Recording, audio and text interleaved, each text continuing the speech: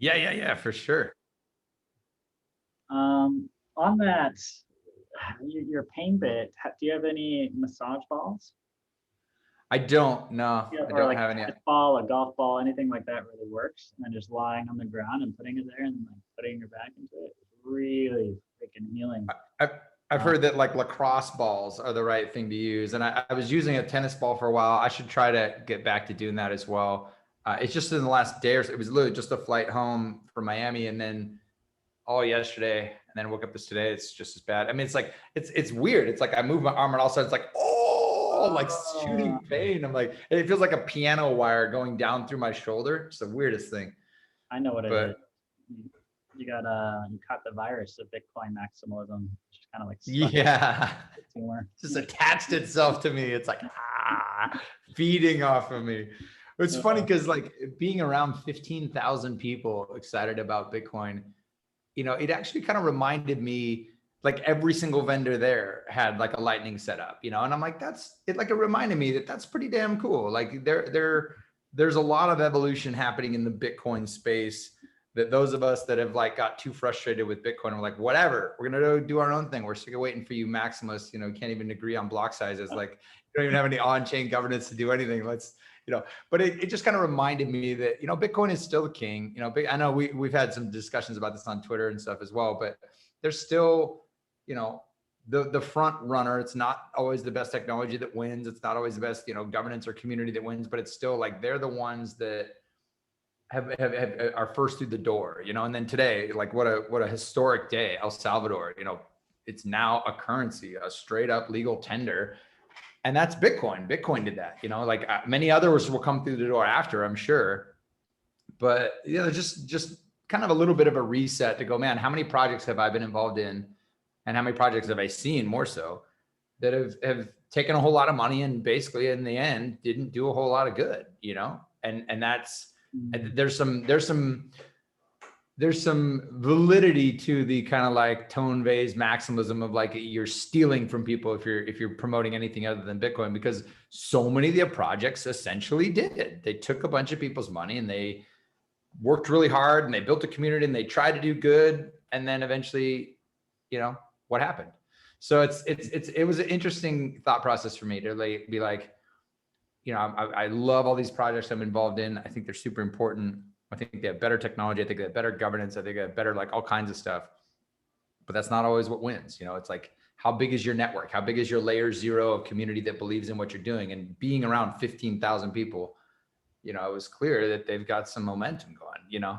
And then at the same time, I'm so thankful for people like Eric Voorhees, who's just like, yeah, that last panel, did you see that? Or like there was a panel where the dude's like straight up being like, Bitcoin maximalism toxicity is a feature, not a bug. And yeah, and Eric's like, yeah, that's some bullshit. Well, I mean, I think that's the two ends of the paradigm, right? It's like if you're in Bitcoin because dollar go up and you're talking about this winning and king thing, then yeah, absolutely. A massive feature and it's all about it. And it's, you know, great that it's a cult. It's great that it's kind of like a religion because that's what, you know, keeps concentrating wealth into that space, which is fine. Awesome. You know, and people that are in it for that, I totally understand that perspective. You know, the other side of that perspective is winning is more of restructuring civilization writ large. You know, Bitcoin doesn't have the capacity to do that. Like it's digital gold. Like it could play a foundation in new civilizations, but it doesn't reframe coordination. It's not going to help us, you know, clean up the Great Pacific Garbage Patch or regenerate our landscapes or clean up plastic or rewire business incentives to make the world a better place or help communities. And it's like there's so many crises that our world is facing that Bitcoin does absolutely nothing to solve. But that Web3 can do a lot of things to support and, you know, build a better world off of. So that's where it's like, I don't understand what winning is. If winning is just number go up, then yeah, for sure, you know, Bitcoin's winning. No, but if winning is a new paradigm, then, you know, Bitcoin is paving the way. And in that sense, I think maybe Bitcoin's probably going to stay around for a while, to my own chagrin, because it's just, I have a different perspective on the world because we need to reduce our energy consumption today. There's no such thing as renewable energy. I want to show you something actually here. This is a fun one. Yeah, no, it's funny because I've talked to people about like, okay, let's assume you do have $1 million of Bitcoin. That literally means it should be around $1 million to mine a Bitcoin. because otherwise, why would I buy the Bitcoin? I would just go mine it. And so $1 million worth of energy for creating a single Bitcoin. And I've talked to people like, I want to show you this. This Yeah. is Vanpod's massive solar facility, right? Wow, yeah. Where is this? Generates like, this is in California. Wow. Huge, right? This is one of the most sophisticated power technology or solar power plants out there. Generates like, I forget the number, but something like 300 megawatts. I think it's less than 400 megawatt hours, right? For this facility. That's great. It's like 180,000 homes or something like that. My numbers are probably off, but what's not off is it will take 280,000 of these facilities to mine enough energy to power the current use of Bitcoin. How many? 280,000. I know it boggled my mind. I had to do the math 12 times, but I'm thinking megawatts. But Bitcoin is using terawatts. Terawatts. On gigawatts, we're into terawatts. So that number got really big. I was like, holy shit. Okay, wow. So we need 200. So even with renewable energy, it's not even an argument, because this isn't renewable. Look how much metal went into this, how much energy went into creating these facilities, the land mass. Like, if you're thinking like, okay, we're going to power Bitcoin off of windmills, like, how much resources is going to go into that? Like, there's no such thing. It's like, there's, stranded energy assets, but the dam that's blocking up that river, that's preventing salmon from bringing nitrogen from the ocean back into the forests. We don't need to just keep using that dam. We need to decommission that shit, heal our rivers. We don't need to be mining Bitcoin out. So it's like, I get the arguments, but it's like, there's no such thing as renewable energy waste. It's just, that's ridiculous.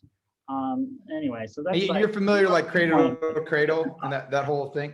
Yeah, like I had a friend, he's like, read this book, Cradle to Cradle. It's not about like recycling and all this stuff. There's so much more that goes into it. It's like so much more. It's like building things that last, actually fixing and repairing things, building things that, down to the molecular level. You're thinking about the microtoxins and plastics and, it's like all over like the entire ecosystem, the entire, from start to finish, the whole supply chain. You have something that is sustainable, and we're so far from that. It's just not even funny, but yeah, I think that's a really important point. And it's kind of one of those things where it's like, we're so far away from ever being like a level 1 civilization, or even the level 4 or whatever, where they like capture the energy from their star and do something useful with. Yeah, Cardassians or not Kardashian. What do you call it?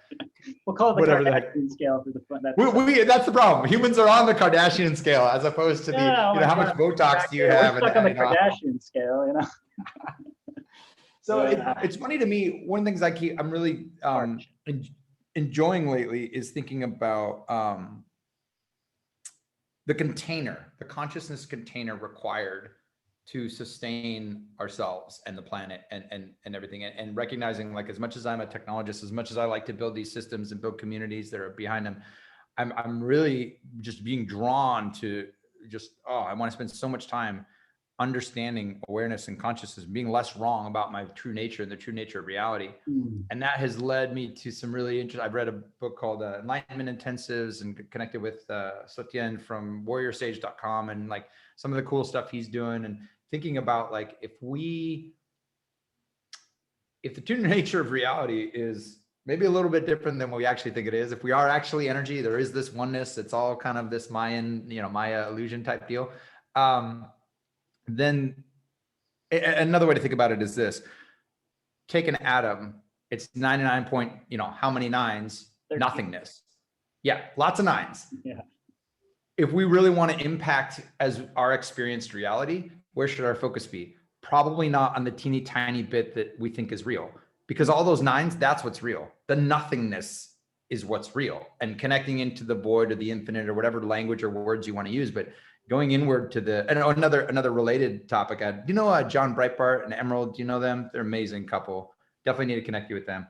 But the idea that there are people that are like, I'm going to go save the world, I'm going to go save the planet, I'm going to go do all these different things, and that's kind of, how about your own universe, like internally in your body, your own, like the waters of your body, are they clean? The what you put in your body, what comes out of your body, like the how healthy is, and literally it's a universe. You go into the microscopic level and it's just like, there's all these like competing organisms and like, this bacteria, like this entire incredible universe of complexity. DNA in our body than human DNA. It's just there's so much going on there. There's more that's non-human DNA. Exactly. Like so much going on there in the microbiome and all that.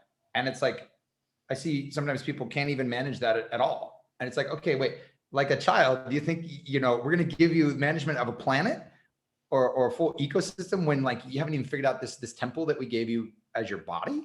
And so that's why this whole shoulder thing and this back thing, there's just something intuitively, I know it's related to something spiritual, something not physical. I'm like thinking through about it a lot because I don't know, a number of books I've read, a number of different things it's just, there's something about what it's connected to that I'm supposed to go deeper and understand, what stresses do I have? What repressed frustrations, angers, whatever have I not dealt with? Like what's deeper? There's a book called Healing Back Pain. Fascinating guy. I listened to it twice on Audible. And there's like 1,000 reviews on Amazon saying this guy should win a Nobel Prize. And he's helped all these people by helping them recognize so much of the different back pain problems that he sees are not physical injuries at all. They're literally the brain via the subconscious restricting the blood vessels, which then changes the way the muscles react, which then causes this physical pain. And it's because it's a distraction. They don't, the subconscious doesn't want you to focus on your pain, your psychological pain, or your, repressed anger, or whatever. And it's just like amazing to think that once he helps people realize that, like their pain just goes away, their physical pain. It's like it wasn't real, and it moves around too. That's another hint that it's not real. It's like real injuries don't just move around. They're not like, oh, it hurts here now, and today it hurts here, and now it hurts here. It's like, no, that's your brain. Anyway, I would love to get an update on what you're doing with Seeds. I so appreciate you. I so appreciate your community and what you've built. And it's been one of those things where I want to be more aware and engaged in what's going on, but I'm also, I sometimes get a little bummed about it that I'm not more participatory and involved. And at the same time, I kind of like have a sense of encouragement that like we have these warriors, they're each doing their thing and they're out doing their thing, and I'm like doing my thing, and it's kind of like, it's all good. We'll check in once in a while, but I don't have to be fully involved for that thing to do its thing, because it's got an amazing leader that's just killing it over there. So I don't know who that one person is you're talking about. It's you. It is. Humans love hierarchy, no matter how much we try to get away from it. That's something else I've been learning lately, which really pisses me off. Humans are these like hierarchy-based organisms. They love hierarchy, and they need visionary leadership. And Reiki, you are careful, that. Imprinting on humans what is a social conditioning more so than a human form, because babies and children, they don't love hierarchy. They hate that shit. You could see like little toddlers, like they don't want to listen to you. They're their own beings. It has to get forced into them to create that. But anyway, there's three things.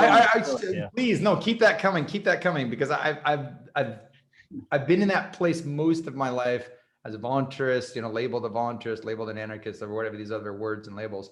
But I've just beat my head against it so often. I've come up to so many examples where people are like, and so this gets into the nature versus nurture, right? The best argument I've heard is 50-50.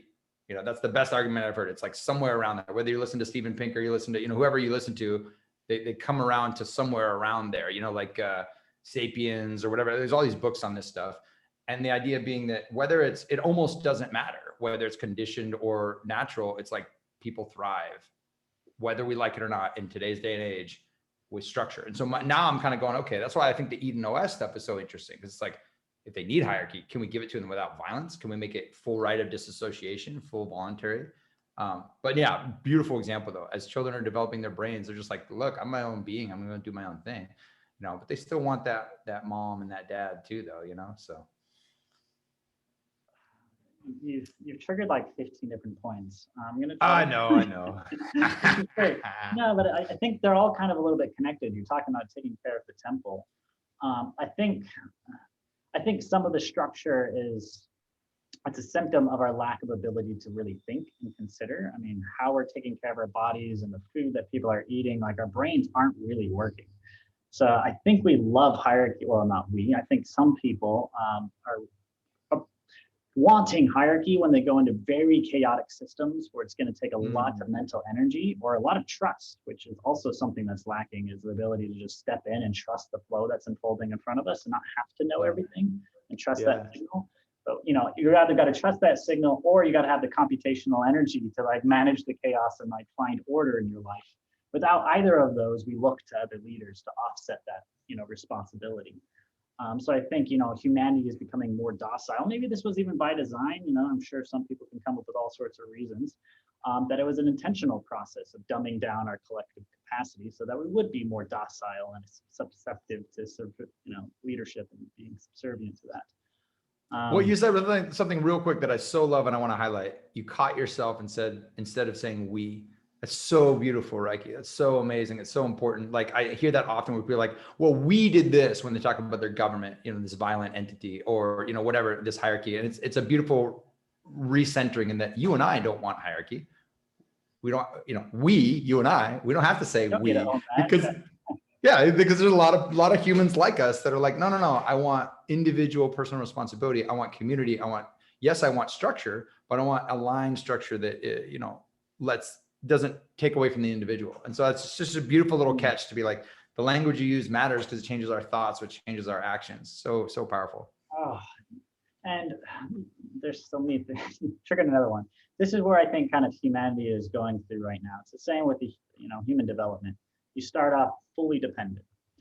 You're completely dependent on the mother for your survival and your father for that matter. And then you go through this independent stage where you start rejecting that connection. You're saying, nope, I'm my own being, fuck you, mom and dad. Everyone knows that stage. Then some folks get to the interdependent stage where then you come back and you say, oh, actually, no, I want this relationship and we can have a mutually reciprocity, reciprocity, anyway, you get it, relationship. I think humanity is kind of going through that. We were hunter-gatherers at one point, wholly dependent, and life on Earth was gorgeous and just provided. You talk to cultures that existed as hunter-gatherers, like it was Eden, it was paradise. They didn't have to really do much. Mother just fed them. They're hungry. There's a bush. It's like, ooh, okay. Even hunter-gatherers today, living in the harshest climate on the planet, they still work an average of like 2 hours a day to meet their basic needs. It's absurd, right? And that's in the harshest climate. You got the earlier explorers to North America, and they're like, oh, whales were a hazard to shipping. You can reach into the ground and pull out salmon out of the river. You could literally fish with your hands. Like one guy's like, oh, I could throw a rock and hit a bird. Like there was so much abundance of life there. And then, of course, we destroyed it all. But either way, so then humanity started off dependent, moved into the independent stage, which is why I think it's fully dominated by capitalism. This idea of like, we meet our own needs, we don't need Earth, we're separate from this, like it's humans versus nature, like we're separating ourselves from our mother, which is our Earth. And I think that civilization needs to go through an evolution into this interdependent stage where we come back, and instead of it being Mother Earth, which was that dependent stage, we can have Lover Earth, where we come back and we love our Earth as our mother in that reciprocity, cycle of giving. I think it's funny when I see people starting to put price tags on nature. They're like, oh, wait, if we had to pollinate everything, that'd be really expensive. Oh, wow, those bees, those are like economically valuable. And they're starting to like, I love the one where it's like, can you imagine if like, Mother if trees did Wi-Fi, it's like trees don't do Wi-Fi, so they're not that very, very valuable. They only like clean our waters, clean our air, like provide lumber, and they go through all the amazing things that trees do. But it's like, oh, but if they could only provide Wi-Fi, but just thinking about the actual economic cost from the current paradigm, like you said, the capitalistic paradigm of capital. And really, I look at it as, and I'm a capitalist. I get labeled a capitalist. I think individuals should own and control their own store of value.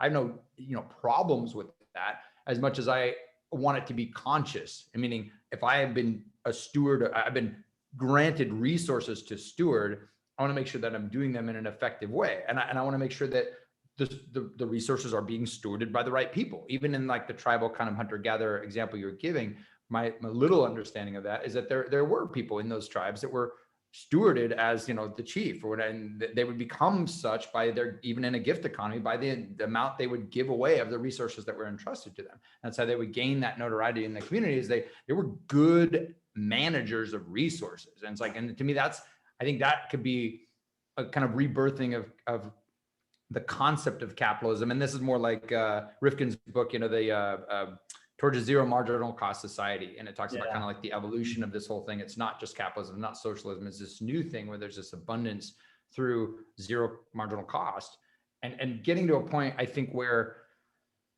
we can, have the money not be so broken, right? Like, I love this idea of free the markets, free the world. And the idea that the measuring stick for all human value just got off, and then everything started totally going bad.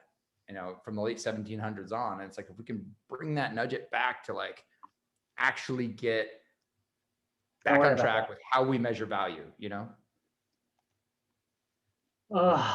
Yes, and I think this circles right back to this, how we started this off with, Bitcoin versus the rest of Web3, So Bitcoin provides a new monetary system, but it doesn't provide a new economic system. And I think that's what we need. We need to transcend beyond the limitations of capitalism, communism, socialism. Like those are so restricted and limiting, and coming from a centralized point of view anyway. So like we can transcend that ideology altogether and come up with altogether new types of economic systems. Ones that I think just by necessity of survival need to be regenerative. Otherwise, we're not going to have a planet worth living on. And what's the point of an economic system anyway? An economy is the management of a household. Well, fine, sure, civilizations, when they first considered economies, they were only managing a household. Well, now our current civilization is managing the entire planet. If this current economic system fails, our planet fails. We're killing species at a rapid rate already, so we need to shift. So I think that's hopefully why Bitcoin maximalism is so toxic, is because, hey, the rest of the space is actually giving rise to new types of economic possibilities that Bitcoin actually just exaggerates. I like calling Bitcoin a revolution, because every revolution is just a revolving wheel, right? Same paradigm, but with the new people in control. Instead of the bankers, central banks being the new billionaires, and now it's the first nerds into Bitcoin that are new billionaires. Actually, it's not, because the central banks have already bought into it. The wealthy people of the old world, they already own Bitcoin right now. So it's not really that much. It's just a shifting of power, which is fine. And I love that happened. I benefited immensely from it. So, okay, cool. But what that revolution did is it paved the way to a renaissance, But also what's a little bit troubling with Bitcoin is, a monetary system that's more valuable than life will concentrate wealth into that way. Meaning, if we have a monetary asset that's more valuable, here's a perfect example of this. You could sustainably log and harvest a forest indefinitely for 3% returns year over year. Cool. But if I could cut down that entire forest, get $1 billion, put that into Bitcoin, which I could get 6% return or 1,000% return year over year. Yep. I'm just going to chop that entire forest down. So what are we doing? We're creating an economic system where digits in a machine are more valuable than life itself. Yes, and this is exactly what capitalism and financialization already did. We're seeing the results of that. We're massacring our planet, but number go up. So it's like, this is what I was saying earlier about the consciousness container, like the ability for the species as an aware, macro organism working together to be aware, to have a consciousness that's aware, to recognize like maybe the separation between each other is an illusion, that we are part of the great unbounded, oneness, the abiding non-duality, this perspective of like, wait a minute. Most of what I'm experiencing is not physical matter reality. Like we understand this to be true. And we're starting to, like with the quantum eraser and these like quantum entangled double slit experiment. These things are like demonstratively showing causality as we understand it is not a thing. And our understanding of, and I had a great discussion. I have these beautiful discussions on Facebook all the time. I love it. I have some really great friends that engage with me, like long 18, 20 posts deep that are like really big comments and stuff. And we were going back and forth about whether or not there are different dimensional realities. And if there are, how could we even know? Like it's almost unfalsifiable, to even go there. But then the idea of like, if that were the case, would there be different forms of logic? Like if there's and this is where you get into like some weirdness stuff, like the law of one or, the channelings of Ra or whatever, but like these little data points where we kind of got like a glimpse behind the curtain to be like, what's possible over there? And it's like, can we even imagine what logic and reason would look like outside of space and time? Like if there's a fourth dimension that doesn't have the constraints of space and time, we can literally manifest things instantly. And it got me thinking about, we're so incredibly ignorant, even when we think we like, oh, even the most spiritual people are like, there's one truth in all dimensions and all universes, and it's the I am, the beingness of oneness, of like connecting to that direct experience and saying like, at least I know that, Kergo ito sum or whatever his name, I think therefore I am. It's like, at least I know that. Even if you're like a hard solipsist, you're like, at least I know that. And I'm sitting there going, well, even that, I mean, we're basing that off of our limited awareness, And so I'm just at a place right now. I'm so interested in not even seeking truth, because that I think is not possible. It's more about being less wrong. And our friend described, I was talking to, you know, Paul Cooper at all? I'm not sure if you know him. He's done some really cool stuff as well. He's got this whole light leadership thing. I don't have it around here, but Oh, no, I've heard of he that. described Yeah. it. Yeah. Yeah, I think I probably sent it to you before. It's really interesting stuff. So we hung out in Miami at the conference, and he's kind of like, some of that's on pause right now. He realized a lot of that was back to like exploring the universe within. A lot of him and his friends building that was about figuring out his own type of governance systems and stuff. But he described it as beautiful as like he imagined a spiral where you're spiraling towards something that might be considered the absolute truth, but you never arrive in it. You're just spiraling like a fractal closer and closer and closer to it. And so that's why I like that visualization when I think about being less wrong, because as soon as you're like, oh, I've found the truth. Well, it's like, well, then now you put a label on it, you identified it, you know, like then it's clearly not the truth, right? Because it can't be contained in such a box, right? And so it was just an interesting thing to think about. And I think that just as we're doing practical on the ground community building, regenerative systems, new currencies, all this beautiful stuff, I think it goes along with how do we create guru level, incredible, wise spiritual leaders who are just normal people. They're raising families, they're in committed relationships. They don't have to spend 10, 20 years up in a cave, because I think we need that as the consciousness container to even use these systems, right? We could build them, but if people don't embrace them and use them, they're still going to go cut down the damn forest. Bro, you open up 30 pathways every time. But first, I mean, the spiral one, I really appreciate that. But sometimes I feel like it's more of a pendulum, where at the center of that pendulum sphere is the truth, but you constantly, like, sometimes you glimpse it for a second and then you go too far away. And you glimpse it for a second and then you just keep swinging back. So like we're spending 99.9% of the time not on the truth. But every now and again we like grab it for a second. We're like, oh, truth, oh, and it's gone again. You know, such a good one. You're right. These extremes, and that's like over time you like hone in on it. I think that's what wisdom is like after that pendulum's been around so many times and we keep glimpsing it, you know, keep seeing these extremes of perspectives, you know, our field of perspective keeps expanding. And I think that's when, you know, as you get more mature, you realize you know less. At least people who mature through that phase. But this is also something that, you know, really inspires me about, maybe it's Web3, maybe it's not, doesn't matter. This was attributed to the Buddha, but who knows who really said it. But it was basically the next wave of enlightenment won't be an individual. You know, it's not going to be someone sitting on top of a mountain, you know, reaching enlightenment. That was necessary. They paved certain pathways and, you know, did some incredible stuff, but the next wave of enlightenment will be a group of people coming together with a shared consciousness and shared purpose. And I think, you know, at least I tell myself this, I think this is what humanity is going through too. There's this epic comparison of the human growth population and the velocity of growth, and it maps perfectly over a human baby growth and the velocity of growth of the baby inside a womb. And you see humanity is like, you know, capping off at around 11, 12 billion people when it hits velocity zero. And velocity zero is when a baby is born, right? And a baby in a womb, like it's doing all sorts of stuff that makes no sense. It's creating lungs when there's no air to breathe. There's legs when there's nowhere to walk, you know? It's kind of chaotic. That's such a great, like I never thought of that. All this stuff that's just like, if you don't have that higher conscious awareness, you're like, what the frick are we doing here? Why are we creating systems to digest food when we're getting all of our nutrients from a completely different system? Like, sure. And from another perspective, that baby's a cancer. It's growing exponentially. It's sucking all these resources. Like you got to. It's a parasite. It's straight up. Yeah, exactly. Yeah. But what's beautiful about it is it's all in a sudden moment where birth happens.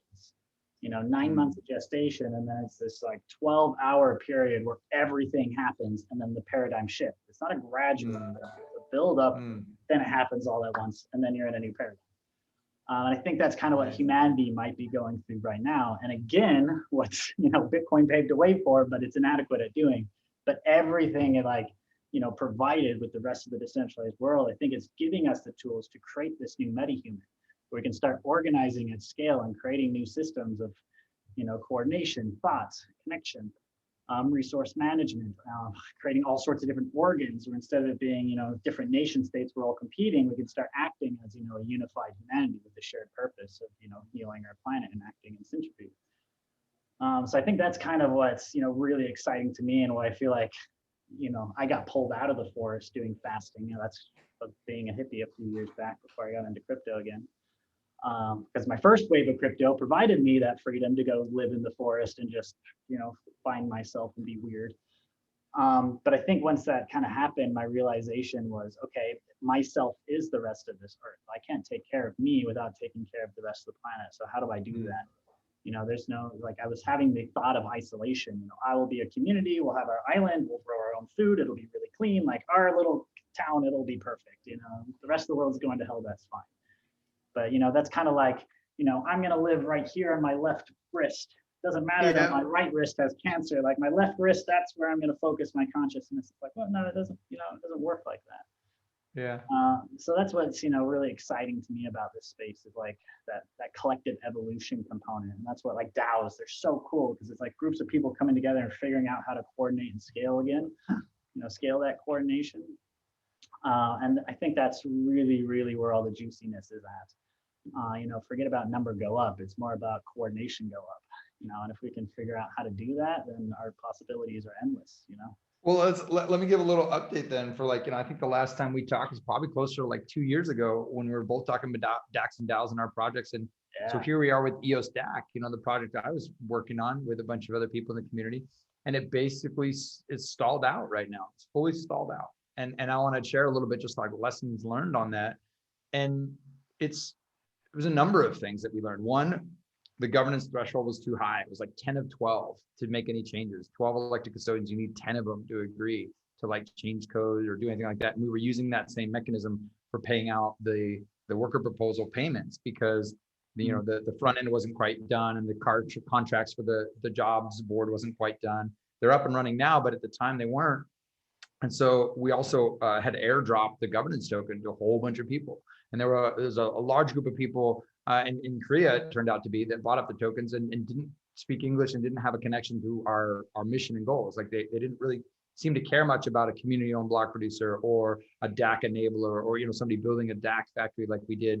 And they were like, we invest in the token to make money. We're in a different worldview. We're in a different perspective. Like, we need exit ramps for our currency, these type of things. And so they had just different priorities, right? And it's easy to judge those. It's easy to say that that one is better than the other, but that's just not real. It's just a different paradigm, right? And we're just not in that paradigm, so we don't understand it as much. They're not in our paradigm, so they don't understand what we're doing as much. But the end result was, there was a stalemate for like a year. Like, people didn't get paid because they wouldn't approve proposals. They're like, why you guys are, you're not as organized as we'd like to see as far as your, development roadmap and schedules. You're not hitting, different milestones, guidelines. And we try to get all that organized to kind of demonstrate like we're doing work, but it's really, really hard. EOS is very difficult to work with. Nodes crashing, all that kind of stuff, and the code changing all the time. But ultimately, it didn't matter, and then when we would say, well, why don't you bring more people from your community to do the actual work? Like, actually bring developers, bring project managers, bring, front end people. And it was kind of like, no, we just buy the token, you make it work, And it was just like, there was this different perspective on how things should work. And the end result was like, yeah, it was just a big stalemate. And and everyone obviously left, so you're not getting paid, you eventually move on. You got to pay bills, you got to do other stuff. And you can kind of keep the community going on passion and belief and, like you said, a cult following type experience only for only so long. And even then, there was a centralized company that was dealing with all the legalized aspects of it. Like Dakota was this, company that was launched to do all the, deal with joint and several liability legal concerns, to actually do, payroll stuff in different jurisdictions that required, tax documents and things like that. Like, so there was a structure set up, and a lot of the community resented that. They're like, who are these guys? How come they're centralized? They seem to control everything. And the reality was, back to this hierarchy discussion, once they were like, we're done, and they just went and did Alien Worlds, which is just phenomenally successful. I mean, Alien Worlds is one of the most used blockchain projects anywhere right now. And they were just like, we'll just go do that. And what's that? I haven't heard of this. Alien Worlds? Alien Worlds, yeah, check it out. It's kind of amazing. I don't want to side rail because you're getting. It's really amazing, because they're still the team of Michael Yates and Rob and Sarah and all them, like, they're still on the same goal of like, we're going to get DACs and DAOs into the world. Now they're just doing it in an economic system that people are excited about, a game. So like, each planet is its own DAC, and each token holder can stake to a planet, and they're going to start doing like basically governance on a planet to make decisions for that particular world, how it's going to run inside the game. And they're basically, it's just beautiful and it's amazing. And they've got so much excitement, so much money flowing into it that they're going to now have the resources to do it. But they're kind of just doing it centralized. They're like, we learned our lesson as well, like being overly decentralized without leadership and structure. There are a lot of people that are not, even people in the DAC world, are not comfortable with that. Even if they're on a custodian board, they're like, okay, but what does the leader think? And it's just so frustrating as someone who's like wanting each individual to take their full divine power as like, on personal responsibility and basically like co-creator of reality to step up and be like, yeah, we can bring freedom to the world and to ourselves. As someone who believes in that so strongly, and even like as a great like kind of segue as well, even as a parent with my 3 kids, my oldest son, Devin, man, he is amazing. He's 12. He's a warrior. He needs physical force. And I absolutely despise that in my life. I'm like, no, I don't want to use physical force as a parent, as a voluntarist, as a peaceful parent. And it was interesting, like a couple of weeks ago, we had this, really great interaction where it was like, I'm being very aggressive with him because that's the love language he needed. And then also roughhousing and pillow fighting with him. And the distinction was like, oh, one is voluntary, one's not. Did you connect with and recognize how that felt different? And even as in his warrior spirit, he was like, oh yeah, I get that. And so like when I'm interacting with, his sisters, the girls, like in a way that's not voluntary, that feels really bad. Like he gets that. But it was so amazing to me that it's like I had to do something that I despise, directly, like, being physically forceful with my son in a way that he could hear what I'm saying and really understand in a physical form what was going on, because that was his love language. That's how he needed to be taught. That's how he needed to be talked to. And it's so funny because we have these deep moments where we're like literally crying together sometimes. And I was like, basically saying, if I can't help my son see the value in voluntary interactions, good luck with trying to fix the world. Good luck with trying to fix society, right? Like it's right here in my own house. Like, can I, in my own family, can they see the value of voluntary, peaceful interactions? Or do they think, now that's stupid, just whoever's stronger should win? And it's like so amazing. And it goes back to, again, like as it is above, so it is below, these little microcosms in our own bodies, in our own families, in our own communities. Like, can we do this at a small scale before we start thinking we're going to go change the world? Because I see, unfortunately, I see a number of people who've got the download, they're amazing, they're incredible, but then they get this like almost like spiritual ego complex of Jesus, syndrome, going to save the world. And then you look at their own little microcosm. It's like, hey, what about your like relationships? What about your like, the lowest level? Right? And that's why that's what I was saying earlier. I think it's both. I think we're building these amazing macro systems that change the world. And at the same time, we've like deep spiritual connection to our most personal, intimate relationships. And like, we're dealing with our own shit, dealing with our own shadow crap and like integrating, not transcending it completely. Be like, no, I'm perfect now. No, we all got our stuff, but we know how to manage it, just because that's what community is, right? It's this drama of constantly, and another whole topic I'd love to chat with you about is evolutionary stable strategies. Holy moly, that one's blowing my mind. I keep coming back to that again and again and again. Evolutionary stable strategies. If we were all fisherman birds, like all peaceful, one mutation creates a pirate bird, and then they start decimating the whole society because they're stealing everybody's fish. They have no defense against. They've never seen a pirate bird. And then all of a sudden, the fisherman birds are wiped out, and it's just pirate birds. And they're like, oh crap, we don't know how to fish. And then they die. And it's not an evolutionary stable strategy. And again, through game theory, they've proven you need to have. I mean, they've run all these simulations. I see it all throughout nature. You kind of need to have this antagonist at some percentage. And without it, it's not stable. And that's where I'm like, dang it, how do we transcend evolution then as a species? So we don't need that. Anyway, throwing a bunch at you. Or we do need it and we want it, and it's here to help us grow, that encourages us, and we're here to grow. So I think we reframe it to say this is a desirable trait. We actually plan for that, and we build it into our systems. And we reward it, we encourage it, we celebrate it. Like we're exploring that right now, or we're celebrating, radical honesty, where even that honesty might be confrontational. But we're learning to say, actually, that's a gift. If someone calls me an asshole, that's great, because that's a perspective I wasn't seeing. I don't want to be an asshole. And if someone telling me that I'm being perceived as an asshole, that is a beautiful gift for me, because I didn't know that. And if they just felt I was an asshole and went off and just, talked bad about me behind my back, and I had no idea what I did or who thought that or why they thought that, like, that's a lot of wisdom I'm missing out on, right? So we want that antagonism that people are like, oh no, that's not nice. Yeah, maybe it's not nice, but it's certainly not kind. The kindness is to like share that, right?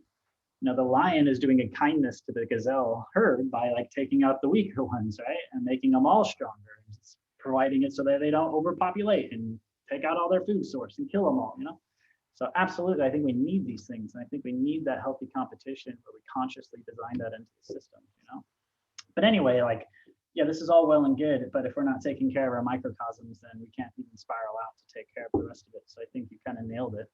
But with that, I kind of want to wrap around to something you first talked about, which is, you talked about not going to a mountain to fast. But if you're feeling like you're getting a call to go on kind of a little bit of a spiritual quest, have you done fasting?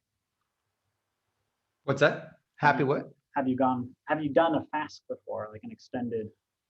I have done, I actually did one not too long ago. I think it was about a day and a half. So I haven't done really long ones. I know you've been really into doing some serious ones, and I've talked to some other friends who kind of made it part of their lifestyle. And it's funny because I sometimes get like stomach pains. It's almost like, again, the body forcing me this, or the spirit, whichever way you want to go, forcing me down this path to say, there's a spiritual aspect to this that you need to engage with. And we're going to make like food not something you want when you wake up in the morning because your stomach's bothering you so much. And the only like way to get over that is to fast. So it's almost like I'm getting forced into it a little bit. But it's an interesting reminder. I'm definitely very curious about your experience with fasting, the spiritual nature of it. I've heard quite a bit, and I'd be curious what are your thoughts on it? So many thoughts. So there's three different, very distinct stages of fasting, where you have a physical effects, which are typically isolated in the first period. Then you have the emotional effects, and the spiritual effects kind of come later. I feel like you're fasting each one of those layers of the body. But generally speaking, like to get any of the best physical effects, you need to have at least 3 days minimum to like reset. At least 3 days, really? For sure. You gotta go at least. And when you say, let's clarify, when you say fast, you're meaning just like water. Juice fast, water fast, or just no physical foods? Just water. Just water. Okay. No, juicing is not fasting, and it's actually more harmful for the body because the body releases a lot of, so many processes go on when you're not actually consuming calories versus when you are. So when you're consuming any calories at all, your body's not actually protecting its muscle mass. It's not protecting its nerve cells. It's not actually recycling and uptaking old damaged cells, because that's what happens with your body. Like a fast is you're literally de-aging your body, because your body is then consuming all of your older and weaker cells. And then once you start creating cells again, they're younger. Like the literal age of your body goes down every time you're fasting. But if your body never gets to the part of autophagy where it's eating itself, if you never do that, then your body ages and you typically, continue to age and die. So fasting is like the #1 thing for longevity, and like reduced calorie intake is so your body actually is being really efficient. And it does that by recycling the old cells, the cancer. So literally 3 days at least to get those. I've never done a 3-day fast. What you want to do with a fast is you want to fast until you're not hungry anymore, and then fast until you are hungry again. Interesting. Okay. And then real hunger comes from the throat. It's the totally most normal thing in the world. Once you first feel it, you're like, oh, I'm hungry. My body is telling me to eat. Put food down the throat. Okay. But hunger in the gut, that's not you. That's all the bacteria and the yeast and all the bioorganisms that you have in there. They have much shorter lifespans. They have to eat way more frequently. And they're down there poking your neurons saying, give me sugar, give me food, give me meat, give me these things that we want. You don't want that. They want that, and they're hungry. Wow.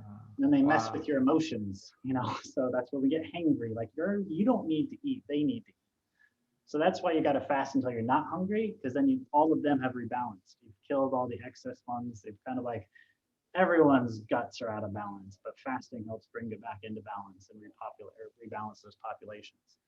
So that's minimum, is you need to go until you're not hungry to get the basic physiological benefits.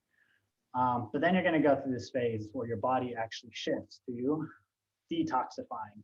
And when you're detoxifying, it's like fat, for example, that's stored in the body. That's typically fat comes from toxins that your liver can't process. It stores them in fat to be able to process them later.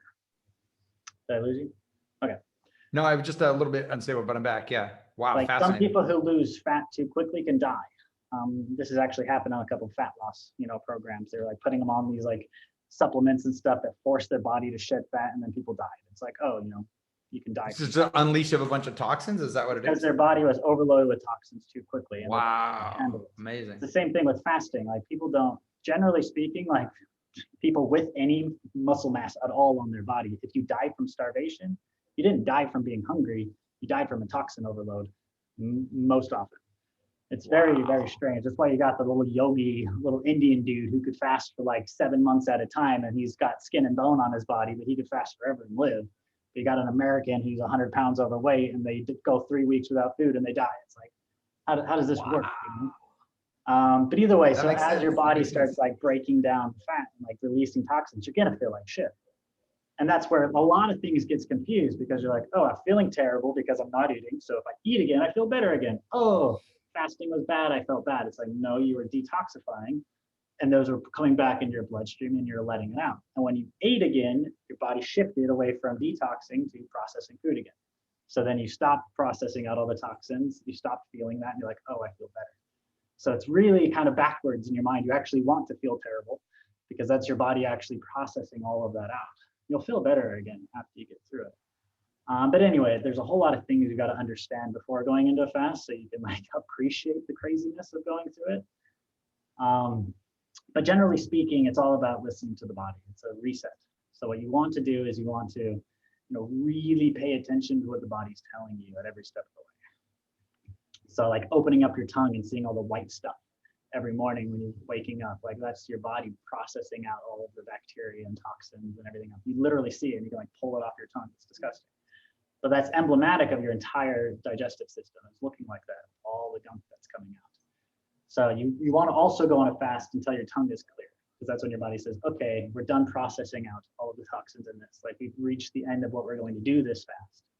And then typically shortly following that, it's going to trigger a hunger response in your throat and say, okay, any point past this, now you're entering starvation. And that's when you can cause damage to the body. So if you ignore that last signal where your body's saying, I'm actually hungry now, that's at the point where you've gotten all the benefits you can get, and now you need to start eating again, or it's going to be harmful. And just a little quick side anecdote here. Super important. This is a little bit I do know through experiential knowledge, to ease back into properly preparing for that eating of food again. And so I remember I did a pretty long fast. I mean, for me, it was a long fast. I think it was maybe a day and a half, 2 days. It might've been 2.5 days, but it was a good amount of time. And I had agreed to do this show back in the day for the Steamic community. And it was Hots or Shots was the name of the show. Oh, God. It was literally either jalapeno peppers or shots. And I went right that afternoon. I broke my fast with like a salad. So it's not like I had like a hamburger or some steak or, some hefty meat in there. I had a little bit of a salad, and I'm literally on this TV show, this recording, doing like 10, 3/4 shot glass, of whatever it was, whiskey or whatever. Got through the show, was totally fine. I was like, okay. Then they did after recordings, turned the camera back on, and they were like giving me more shots. And I only had like one, but I totally, full on, only time in my life I've ever had alcohol poisoning. And it was just a super difficult night the whole time. And I was just like, this is dumb. This is stupid. I learned an important lesson about fasting and how you don't come off a fast. You don't go drink a bunch of poison. It hurts my soul to hear. Friends of mine that were like, they were so upset at me. They're like, oh my gosh, I can't believe you did that to yourself. I can't believe you even talked about it publicly. I'm like, this is one of the dumbest things I've ever done in my life. Like, I'll definitely talk about it publicly. I want to remind myself to never be that stupid, and to remind myself to be humble. Like, a lot of people think that I'm this like, man, you're a conscious, smart guy and all this stuff. I'm like, I do dumb, stupid stuff sometimes. That's how we learn, right? You got to remind yourself of stupidity. Yeah, I mean, it was super funny to be like, oh yeah, that's like, I knew that I could, drink and not have it be a problem. What I didn't have the experience with is leading up to a fast and then doing that, like introducing that as the first, large amount of content into my system was just like, whoa. And it's like, in a lot of ways, it's how stupid we are. Like as a species, we're just blumbering around doing stupid stuff, and you don't have any idea how these ecosystems work. Like, oh, you remove the mangroves, that has like all these other bad problems. Let's not do that, and like these different things. Well, yeah. So how the ecosystems work. So another really potent part about fasting is you learn about your other ecosystems. So once you get into like day 5, 6, 7 of fasting, where your blood glucose has gone down, your body's consumed up all the easy sugars. So what does your brain do? Your brain slows down. That monkey mind that's constantly going all the time gets really quiet.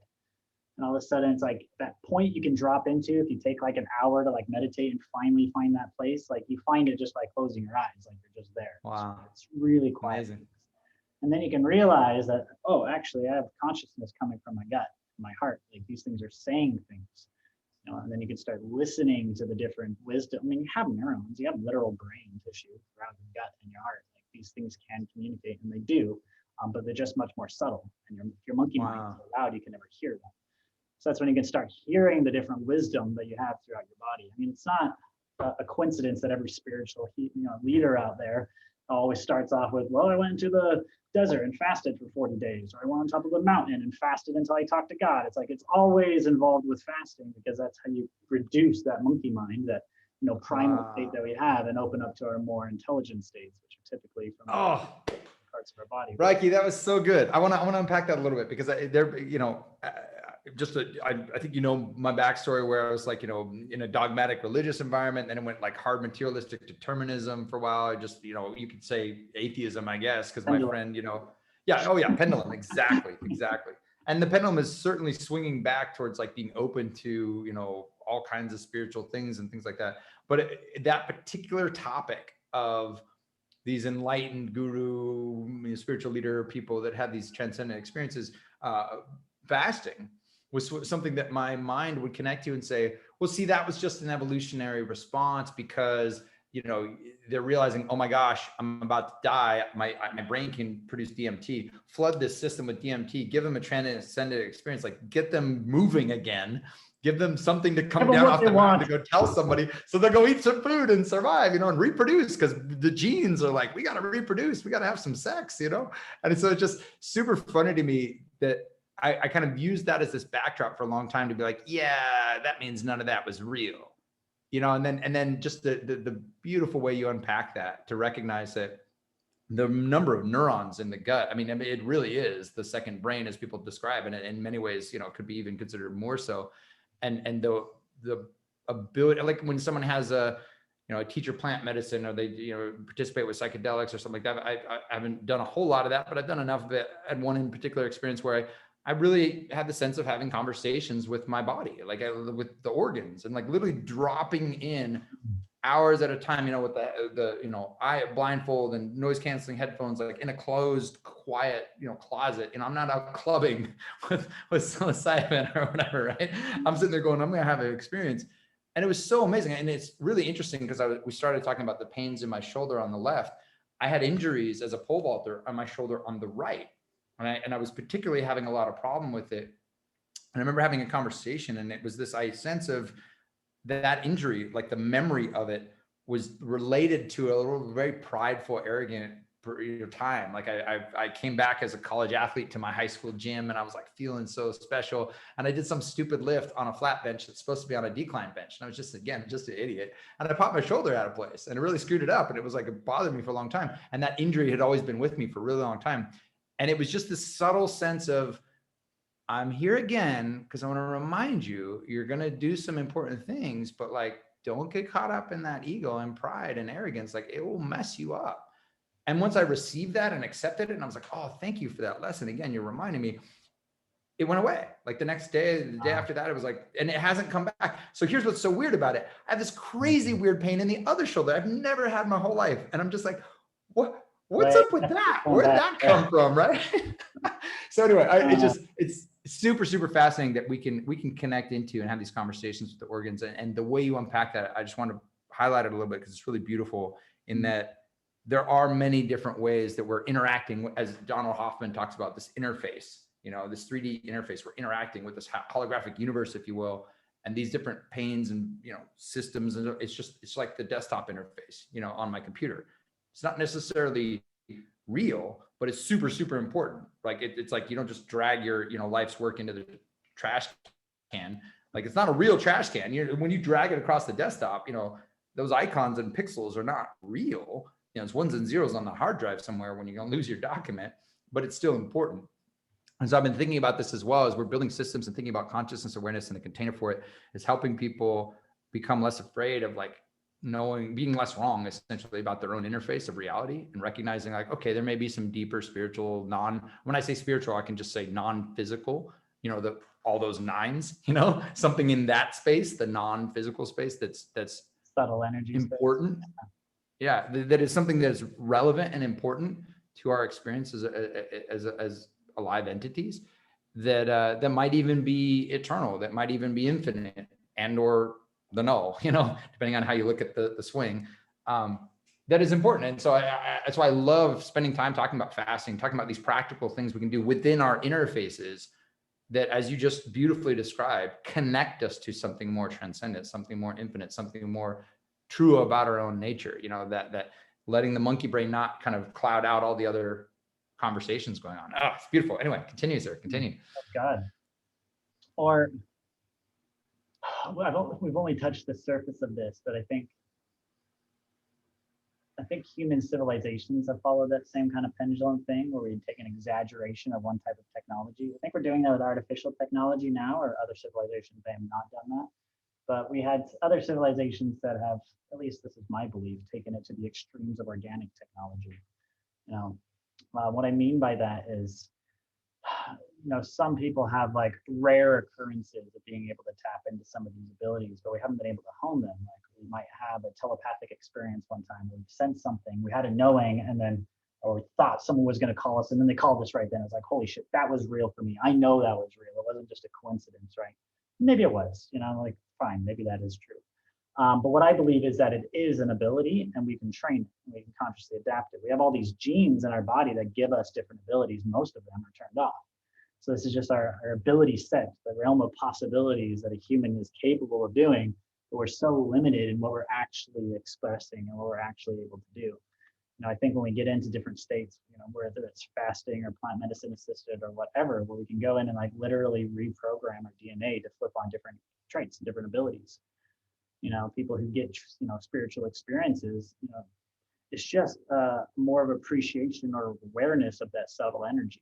Like those energies are existing, whether we're aware of them or not, they're there. You know, we don't see Wi-Fi, but, you know, lobsters can, you know, and why can lobsters? Because they just have a little bit of an evolutionary adaptation to see that.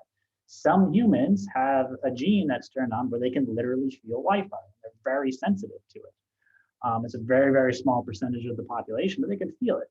So you have or synesthetes as well, that can, like, every number has a form and a color and a shape, you know, like yeah, exactly. We have these abilities, and totally. Maybe they're rare and not equally distributed across the population, but they're definitely there. They're a thing that we can measure and test. And like I was listening to a book called The Strange Loop right now, and another one I was listening to recently where they talk about the dude who could repeat like pi to like 10,000 plus digits because he had a physical shape and color and experience with each and every number, you know, and it's just, it's incredible.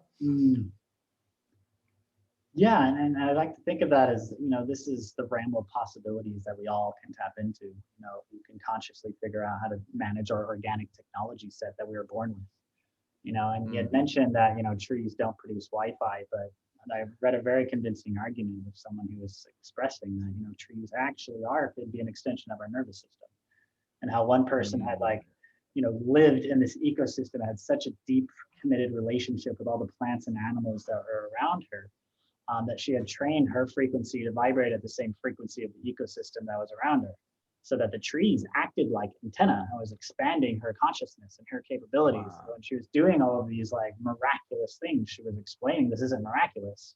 This is what humans can do, and this is how we can do it. And by the way, this is what the Vedic culture was doing, where the Vedas came down. We don't hear about this culture, but she was, you know, purporting to be a direct descendant from that culture. And this is what we were doing. Our knowledge was wiped out. All you have left is the Vedas. It's like, you know, very little blip that's speaking about our culture. but this is what we were mastering throughout our civilization, is this ability to have, anyway, don't need to get down that. But I think that's, what's really most interesting to me is, redesigning. And whether it's just for my family or the small community that, happens to really dig this type of stuff, but building this type of civilization and being able to help scale that, it's well beyond any of the stuff. I think that if we're starting off ending where we started, it's a little bit beyond, Bitcoin and what's going on in that world. But simultaneously, that kind of paved the way for reimagining civilization. And if we expand that possibility set much wider to say, okay, what could civilization look like and how could these tools support us in that endeavor? I think it gets much more interesting. It's like the Socratic method. It's like, what questions are we asking? That's what's most important. If we step into this space by saying, how can we create hard money? Then sure, Bitcoin's it. But if we step into this space saying, how could we redesign civilization, and what does that look like? The possibility set and our answers are going to be way different, and I think that's, something I think this movement could probably benefit from asking a little bit more. But hey, that's just me. It's the fun part is it's not just you, right? There are enough, little pockets of people that are starting to think this way, which is a beautiful thing. And I think part of it, you mentioned Maslow's hierarchy. I think a part of, or the different, questions and stuff that we need to ask ourselves. And I think part of getting out of that, fight or flight fear response, like, oh man, and getting into more of this, higher levels of thought and awareness of transcendence, I think gets people to the point where they can not be in the fear mode all the time, not be in the fight or flight response, like be to the point where they can actually go, oh, wait a minute. Okay. All this stuff that's telling me I need to do X, Y, and Z, or else I'm going to die. Is not true. Like, I'm not going to die. I'm actually good. I'm well secured. I've got plenty of resources. I've got, everything I need. And I think it's from that place that, and this is why I think, as much as I said earlier, as much as I do describe myself as a capitalist, I ran a business for 10 years, that I co-founded. I think that capital is just energy. It's just focused attention. It's just tokenized attention and energy. And we all, and really when the mechanism that I think about it is like that I as an individual get to control that energy as opposed to some centralized entity. And in the case of a nation state, a violent entity, and that's where I'm kind of like, hey, I kind of like individuals owning the capital as opposed to violent entities, which is, other models of economics. But I also recognize it's not economizing anything the way that perverse incentives. And I think a big part of that is because of the brokenness of money itself. We perverted the incentive so much, we detached the energy of attention and value, that when someone hands me a certificate of appreciation, a dollar bill or whatever, I can't know that it's real. I can't know that, like, you actually helped someone else in my tribe to the tune of one token. I can't know that. I can know, or you're connected to some violent thug banker who was able to, get you first dibs on the money printer go burr, like I have no way of knowing which one is real. And so if we could fix money, we can get more and more people up there. And even as I have this kind of, almost Puritan ethic of like, hey, if you don't work, you don't eat, like we got to put in the work.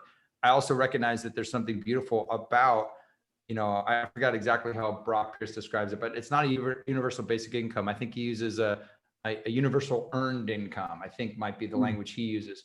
But this idea that if we could get enough people high enough on that hierarchy where they have their basic needs met and they're taken care of, I think you're going to get so many more people asking better questions. They're going to be like, wait a minute, what does success look like anyway? What does prosperity look like? Like, I don't want to chase my whole life chasing, what success is when I didn't even stop to define it, and they'll have a chance to breathe. Kind of like you're saying this, the monkey mind will slow down a little bit and they'll go, oh, and the irony of it is, oh my gosh, the irony, what you just described is available to everyone. Like, I don't care how poor you are, you can fast.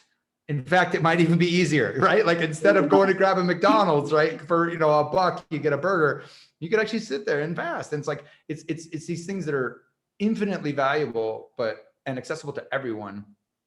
And how amazing and ironic and beautiful that is.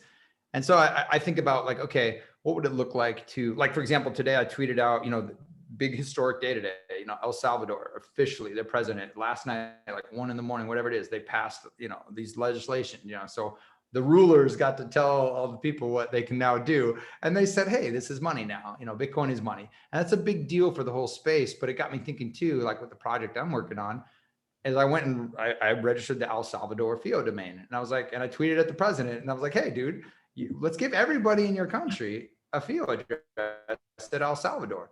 And then you better believe that billionaires would be like, wait, how many people? You got a couple million people? Let's drop everybody a couple bucks. Cost me a couple $1 million, $2 million.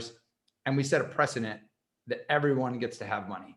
And then you better believe other countries and other communities are gonna be like, holy moly, can we do that also? And you could create a way that you can implement something like universal earned income because you prevent the Sybil attack. It's like if you have a registered address that's like my official, citizen address at the El Salvador domain, for example, like what does that open up? And that's why I keep getting fascinated by decentralized identity solutions. I think they're a really big part of all of this. Like, I don't want to go down the social credit system that China went down to, where it's like a totalitarian nightmare of control, because they control your identities, they control everything about you, what you can and can't do or say.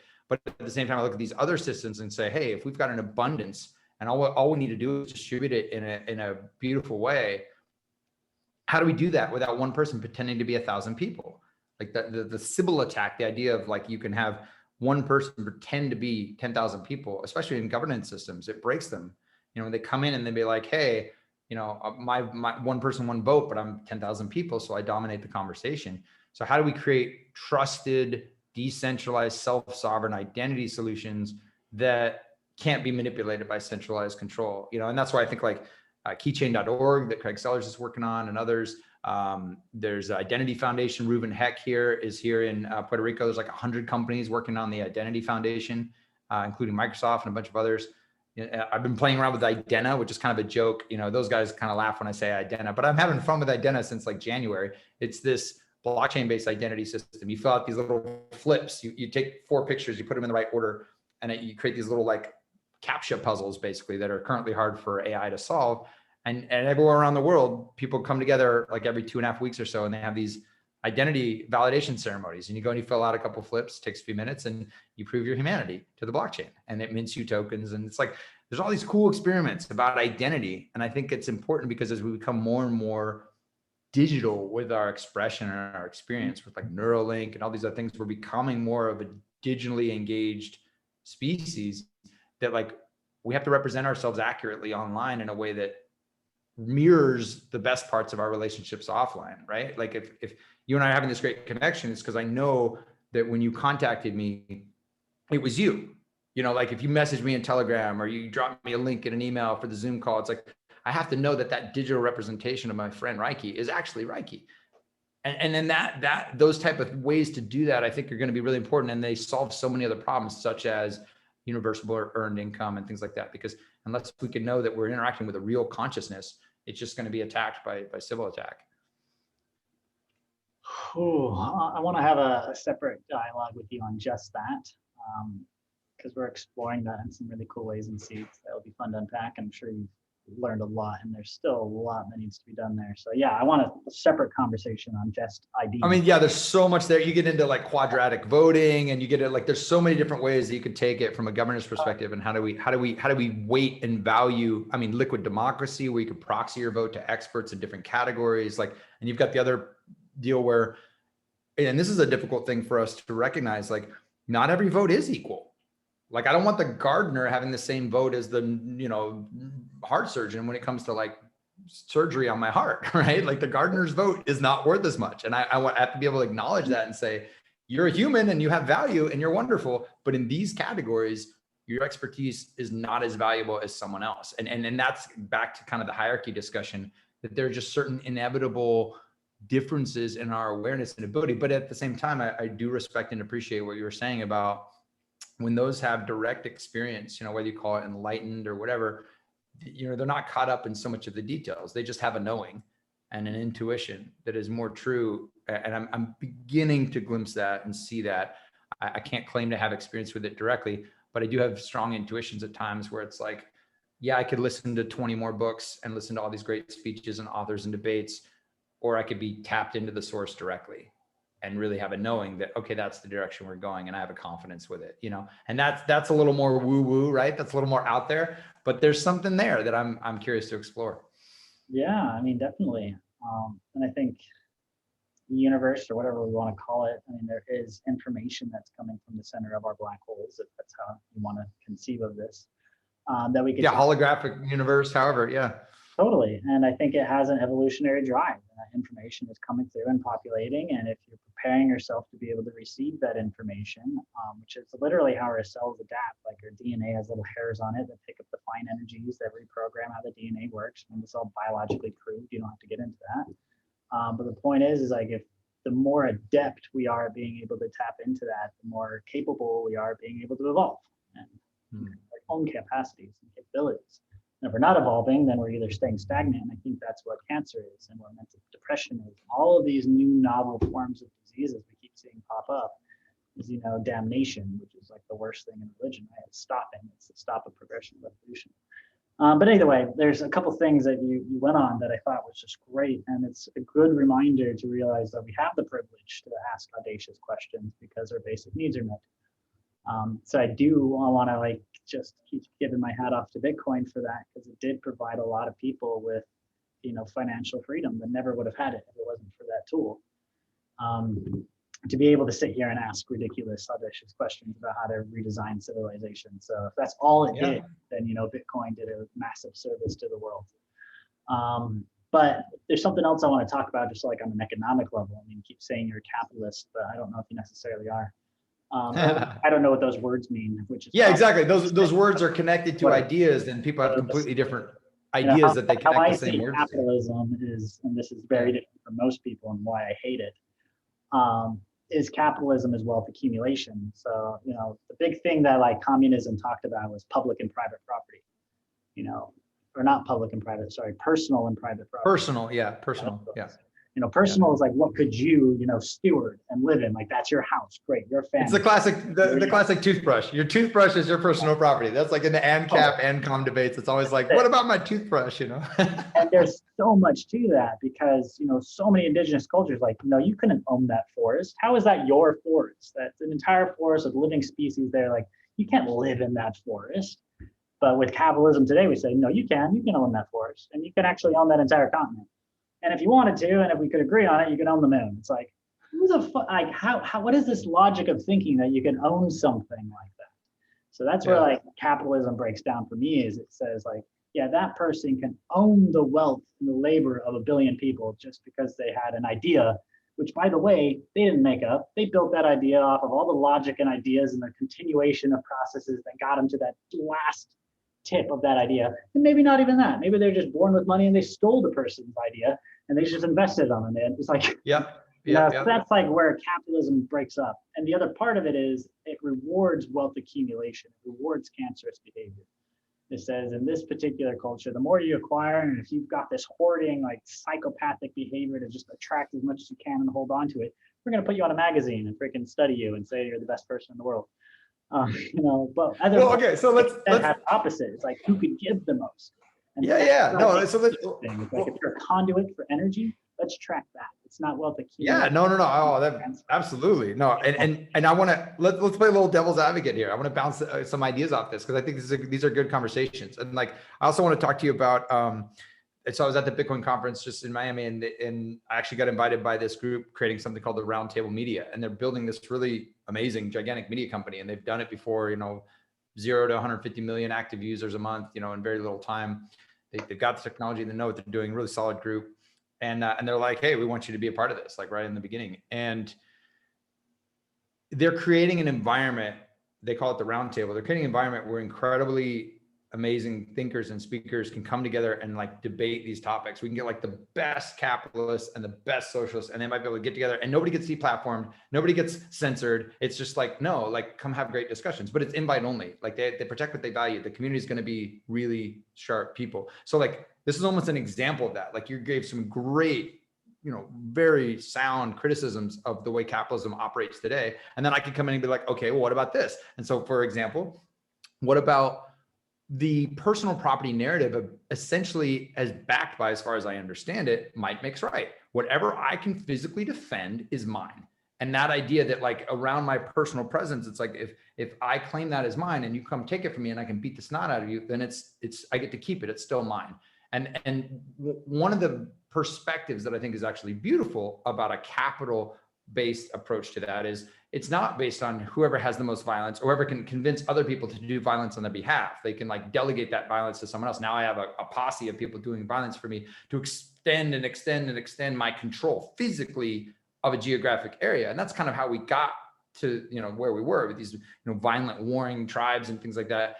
And then instead going, we can negotiate property through tokens.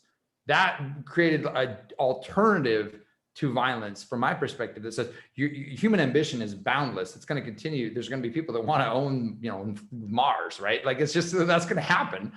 It's about, in my mind, what's the best mechanism to create a conduit. Like when I look at free markets, for example, capitalistic free markets, I look at an incredible increase in human well-being often because they got away with the whole kind of like, whoever's the violent overlord, like you just have to do what he says because they control things. But at the same time, as we've already been discussing, it doesn't economize things. And actually it's very, very destructive. It's very short-sighted. It's very one-dimensional, right? It's just about like, let's burn down the forest because it made us a lot of money. And that's obviously not effective.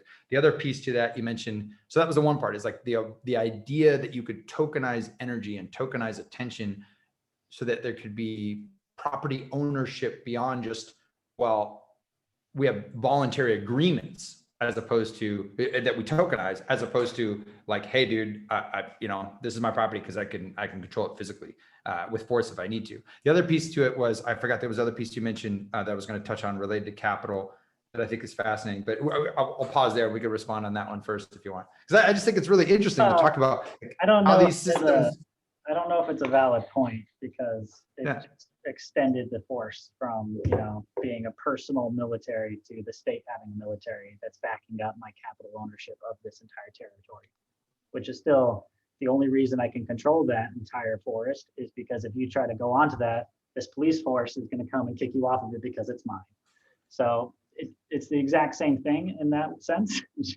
So I don't know if there's actually a difference there between that. It still might makes right, whether it's, you know, my individual military or the state-based military giving me that authority, same. So I don't know if we actually got past that.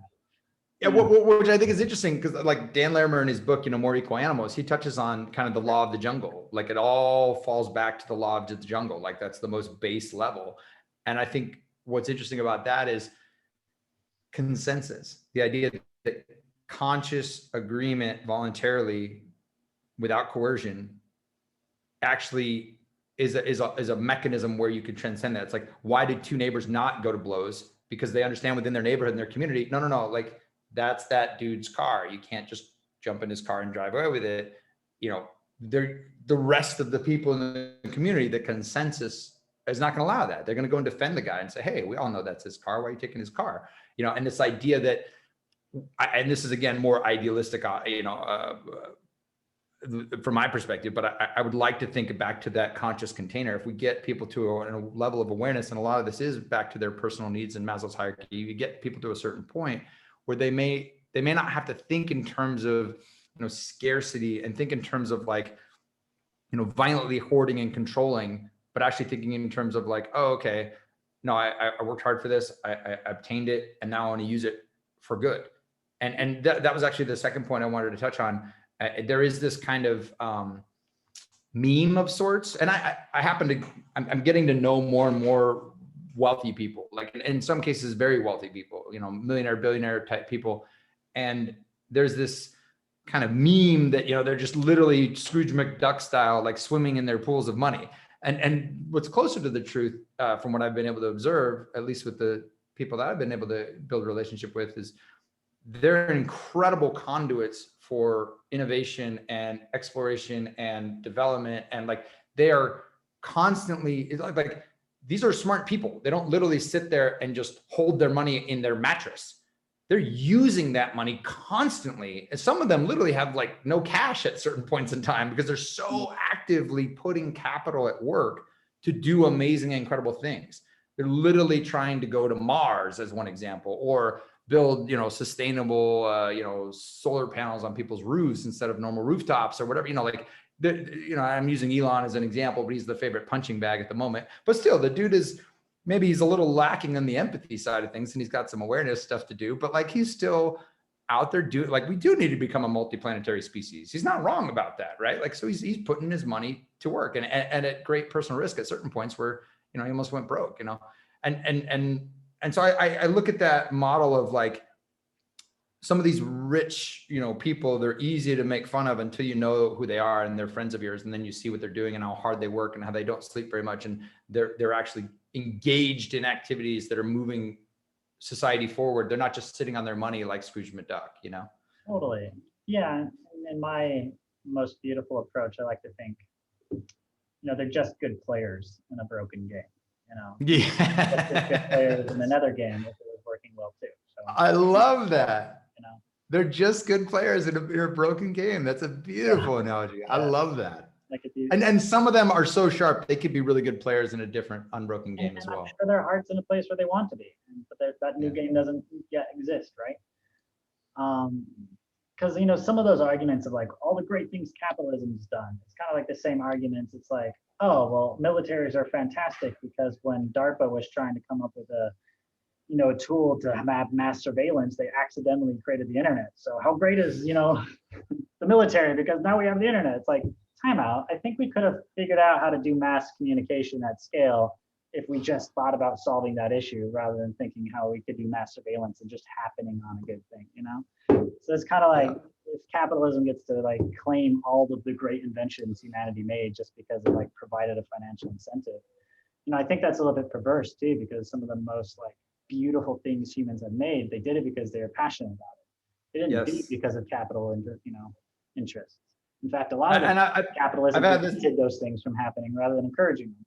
You know? Exactly. Like I've had these conversations often where intrinsic motivation versus extrinsic motivation, they've demonstrated this study after study after study where intrinsic motivation increases creative work and extrinsic motivation, you know, only can incentivize and increase like mindless work, factory work. We're literally like pulling a lever. I can pay you more money and you'll pull that lever faster and faster and faster until you die.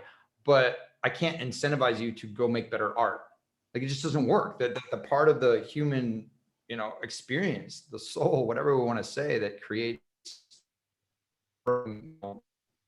meaning, the void, I mean, creative stuff for whatever reason doesn't work well when it's just extrinsically motivated. And I've thought about this a lot as far as my career and making sure that I'm doing things that I love and I'm engaged in and passionate about, and recognizing like, yeah, there's things that I do that people are like, man, you write all this stuff on Facebook, and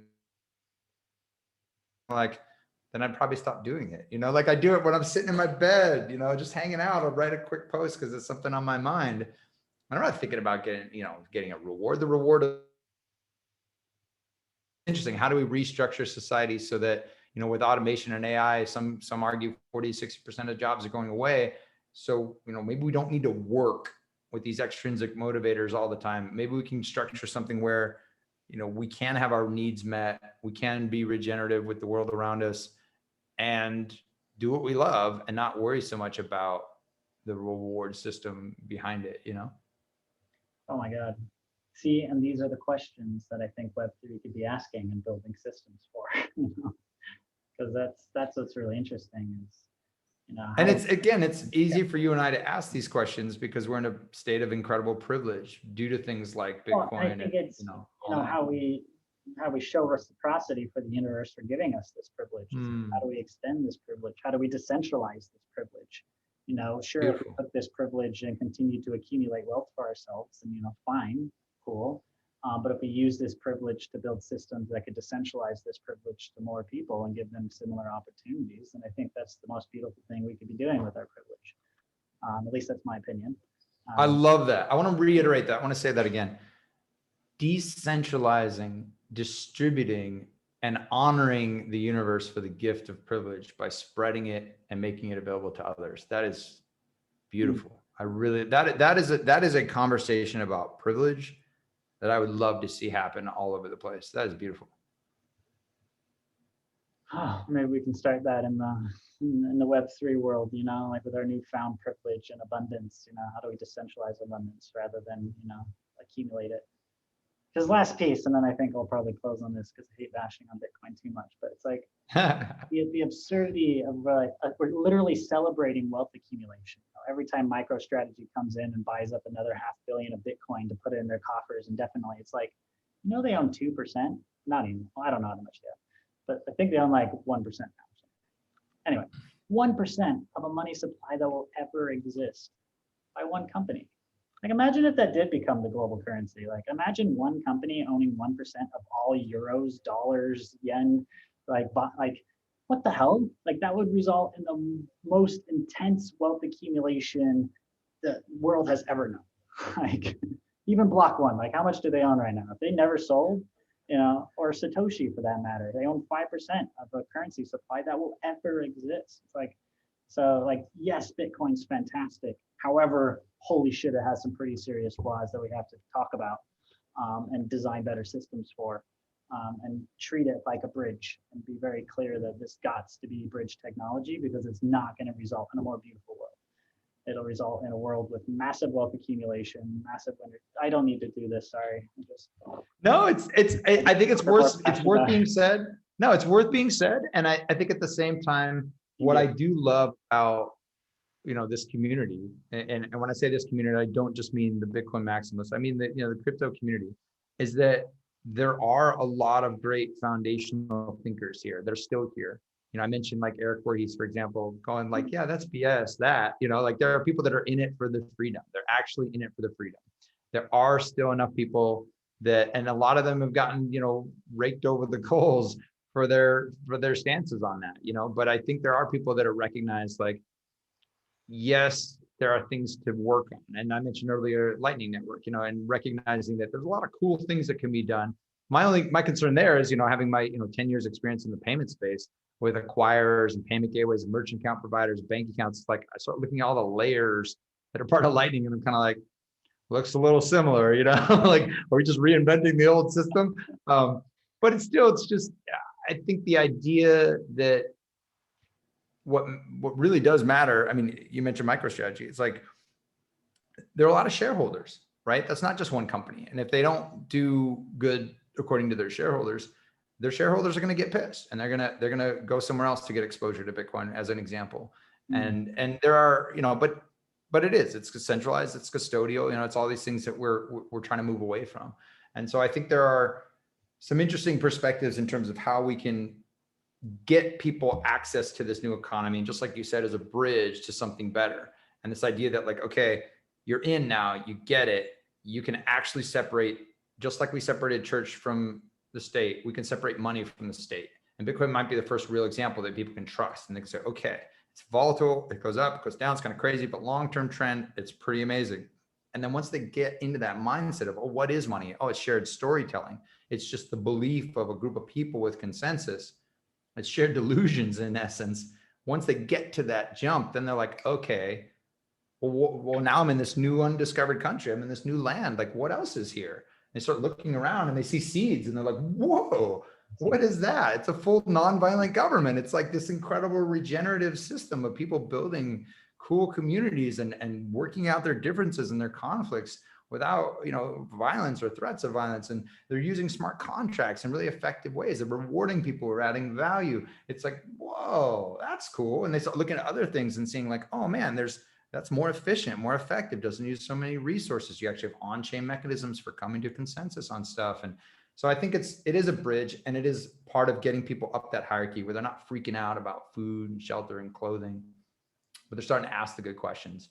And it's, it's one of those things that like we said, it's like, here's another difficult example of our own evolutionary history. There's people that argue, if you go back far enough, you can make an argument that there was a part of time, and this is just horrific, but it's probably something we need to address in our history, like that it was an evolutionary strategy to murder and rape and pillage. Like your genes got to go forward when there was a level of scarcity where you really had to make sure your genes were the one that got, I mean, geez, I could get graphic about like, the shape of the human reproductive organ. Like, it was designed to be like, let's get that guy's stuff out, and I'm gonna put my stuff in. And like, it's really, I mean, I'm getting real here, but it's like, it's pretty rough to think, how did we get here?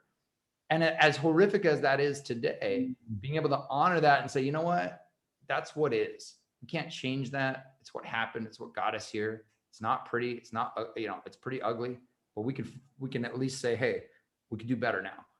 And we honor what got us here, and yeah, there are scars and there's probably some, deep wounds from the, male and female interactions and everything based on that history that was long time ago. But the reality is, it is what it is. Bitcoin, it is what it is. And we're going to build better systems. We're going to move on to it, and we can honor how it got us here. But, bashing on it doesn't change it. It still is what it is. And it's still like the very, very beginning of people getting to that new perspective of like, oh, you can have money without the state. And if Bitcoin is, and I think it is, it's still helping people get to that revelation. I don't think they're going to just jump right into seeds, because it's like, who's seeds? I didn't hear Tony Hawk talking about seeds. I didn't hear Jack Dorsey talking about seeds. It's back to this kind of hierarchy. They need the alpha, chieftain leader to tell them something is safe or not. And we're just not there yet, right? That's why the consciousness container is so important. If you leveled up 1 million people to a new level of consciousness, they gravitate right towards seeds, no matter if anybody told them, any leader told them it was worth it, because they would see it and know it for themselves. Very clearly, and I'm 100% just yes on all of that, but very clearly my skin in the game. I mean, I have self-interest in Bitcoin still going up.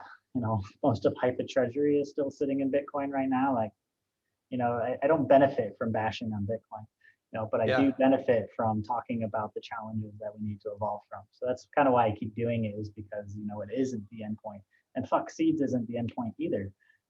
These are all bridge technologies, and I think we need to be very mindful of that, and designing them to be bridge technologies, saying, okay, this isn't the end state. Like, let's design these things to evolve, to take us to a different place. And the better that they can evolve, the better, actually, in some senses, at least when it comes to like our coordination systems. When it comes to like a hard layer, hard money, like Bitcoin, I think it's perfect for what it does. It doesn't evolve, great. That works really well in environments that are collapsing, which is what we're seeing right now. Like, Bitcoin is a hedge against uncertainty, right? So that's what we have. But if we had more certain environments where we had more control over our situation and we can consciously evolve, we wouldn't need hedges against uncertainty, So, it's a great bridge tool in that sense as well. I think it's going to stay around as long as our systems are collapsing. But once we've built alternative systems, we might not have a use for that anymore. And I think if we're aware of that and saying, yes, this helps us bridge, awesome. What are the other bridges that we need to keep carrying us forward? Then it helps us keep transcending our thinking and design process and not get stuck in, feeling like that's the solution. But anyway, I love it. I think we should probably cut it off, because we've been going a while, and I want to do this more often than every 2 years. So if we get all of it out, then it'll be like 2 years before we connect again. Right. This has been amazing. This has been fantastic. Well, I really want to dive in with you on ID and just kind of go deep in that, and governance, identification. And let's I'm testing this with Eden OS, basically because of the key structure is the same on all eosio chains. I'm basically, because it's Sybil attack resistant, everyone who's got an Eden, a member, I can give them FIO addresses at the Eden domain. And I was just thinking about with seeds, we should do the same thing. Or Hypha, whatever domain you guys want to use, I could basically take their Telos structured eosio key pair, and I could I think I want to test it out and try it. I could basically assign them a bunch of FIO addresses at their domain. And that starts to get into that identity conversation where it's like, hey, we didn't do KYC, AML, whatever, but we do know that this is an actual seeds member. They participate in meetings, they show up, like we don't think they're Sybil attacking us. We're comfortable giving them an address at that domain to say, at least at this point in time, they're a community member.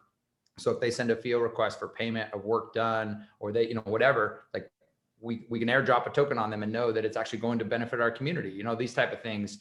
It would be really cool if everyone had an address at that protected domain. Then let's say an investor comes along and says, man, what you guys are doing is so awesome. How can I help all of your community?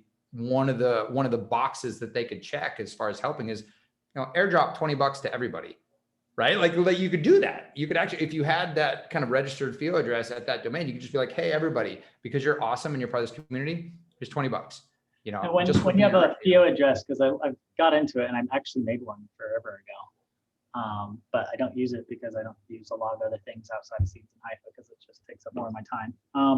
But can well, I let's have that conversation. Let's have that conversation also. Like, let's build FIO into the user experience. So from the wallet, they can start doing FIO requests back and forth as a community, like from the actual web wallet, you know, the actual interface. That would be beautiful. And the nice thing about that, the foundation, you know, we've already, with the steering committee, we give away up to like $50,000 in FIO tokens to help pay for those integrations. Like, we know it's a little bit of a technical lift, but you could start very simple with like FIO send, you know, just like send to a FIO address. And then you could add to that registering a FIO address, you know, doing a FIO request with the memo data, FIO data in there as well. Do you have anything like Flutter already built?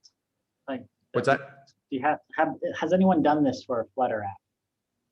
When you say Flutter, I'm not sure. Flutter as in like the application development environment. You can build apps. Flutter is the language for building mobile apps that work for I'm not as familiar with it. Let me look into it. Does it compile down to something else? Does it do like iOS, Swift, and all that, or is it a higher level? But yeah, let's talk about it. Let's figure it out. Definitely check out Flutter anyway, just as a development technology. It's fantastic. Awesome.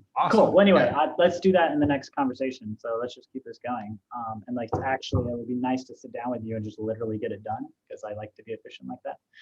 Yes. Yes. No, I know. What I'll do is I'll send you on Telegram a whole bunch of links and stuff, like the development links and stuff. If you've got people that, you know, are interested in learning more about this, you know, they can do a proposal, you know, both on your system and ours to get paid to make this happen.